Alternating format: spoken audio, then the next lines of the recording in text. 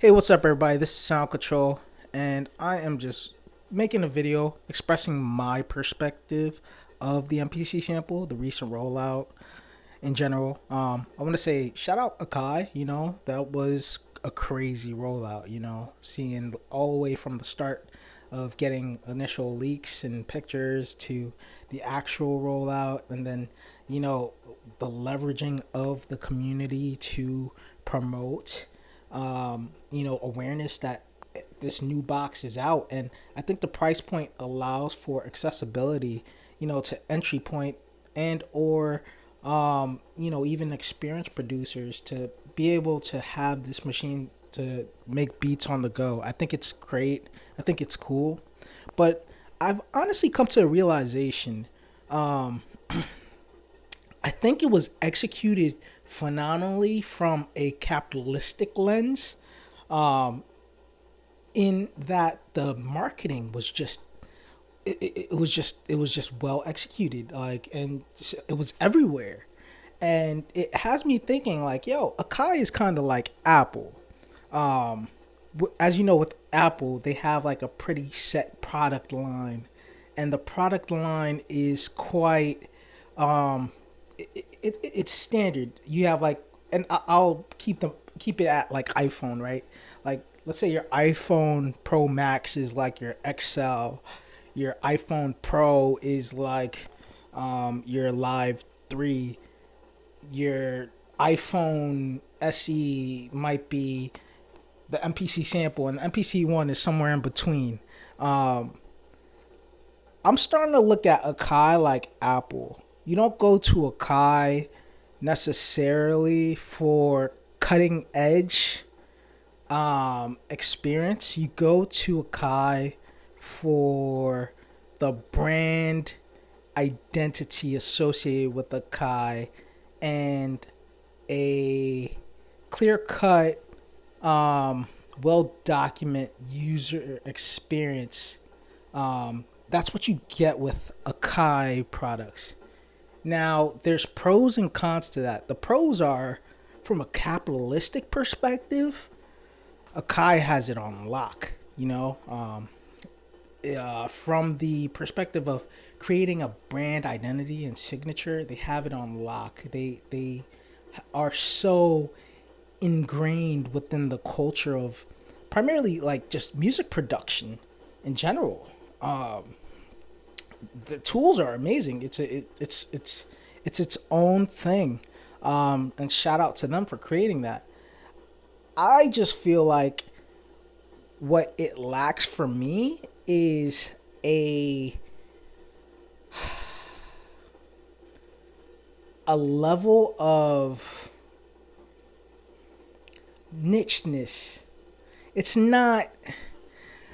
How do I say this? I feel like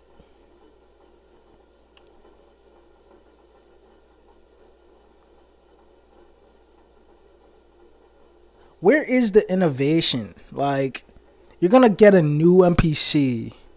How does this change your process? And thus, how does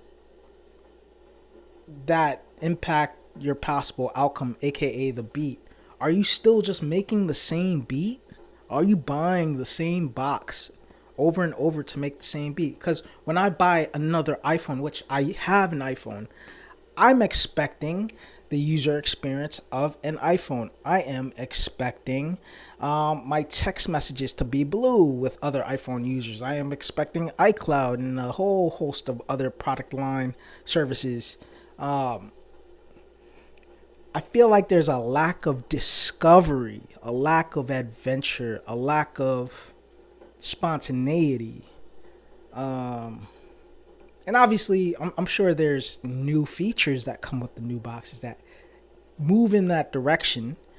I just don't think one approaches purchasing MPC necessarily for the purpose of discovery, more so for an expectation to be able to make a beat predictably with and reliably. So I say that to say, I think Akai is like Apple. Genius from a capitalistic lens. Um, but are we pigeonholing ourselves by just buying MPCs from moving uh, genres forward, and progressing? Or are we just planning to sound the same? Or not sound the same, but are we just planning to continue on with the same processes?